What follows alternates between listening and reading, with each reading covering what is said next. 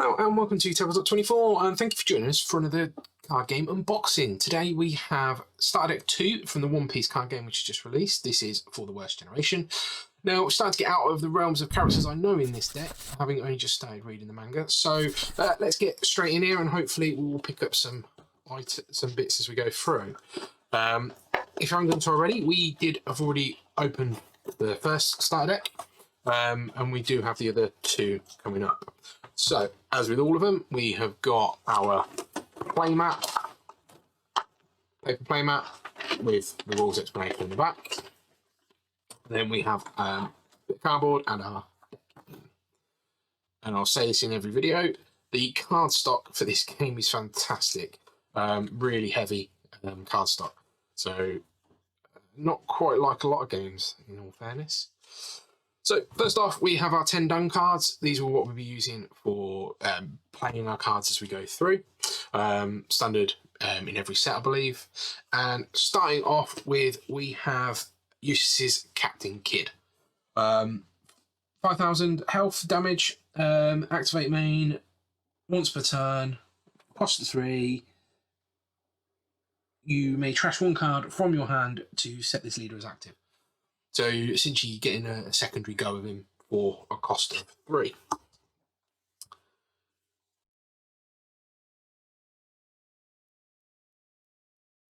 Next up, we have got 2 copies of Trafalgar Law. 5 cost, 6,000 health damage. On play, set one of your Supernovas or Heart Pirates type rested characters with a cost of 5 or less as active. So getting a lot of readying cards with this. 2 copies of Eustace's Captain Kidd. So it is a 7 cost, 7 health or damage. It does have blocker, which is going to be really useful, but obviously it's going to cost quite a bit to get it out. And with Don +1, end of your turn, set this card as active. So you're going to be able to use it, pay a cost, and get that back. And then we're on to our more common cards. So we've got 4 copies of Veto. Veto is 3 cost, 5,000 health damage with counter 1, so fairly standard. Then we are on to 2 copies of Urouge for 2 cost, fire 3,000 health or damage. Don 1, if you have 3 or more characters, this card gains 2,000, so it could be quite cheap to be able to get in a bit of versatility, and does have the counter on there. Then we are going to have 4 copies of Capone's Gang Beg or Beige. 1 cost, 1,000 blocker. So cheap, as we see in the red deck. You've got Tony Chopper does something very similar.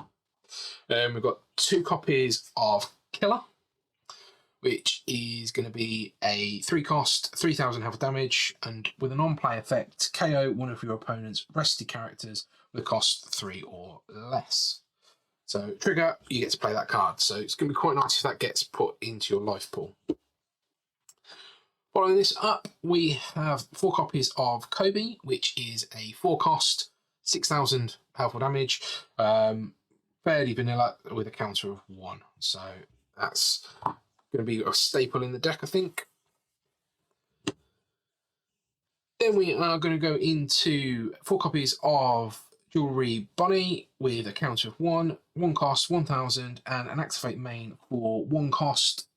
You may rest this card, look at the top 5 cards on the top of your deck, reveal 1 Supernova card, add it to your hand, then place the rest at the bottom of your deck in any order.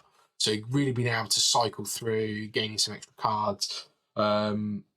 Yeah, get it out early. I think that's going to do a lot of work for you.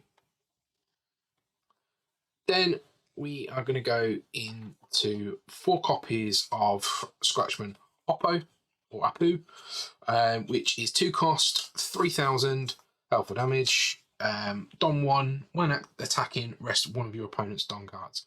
So it's really going to scupper the cost curve of your opponent. Okay, next up we are going to have 2 copies of Basil Hawkins, which is 5 cost, 6,000. With Don 1, once per turn, on your turn, if this character battles an opponent character, set this card as active. So if you get essentially get a double use out of it for one cost.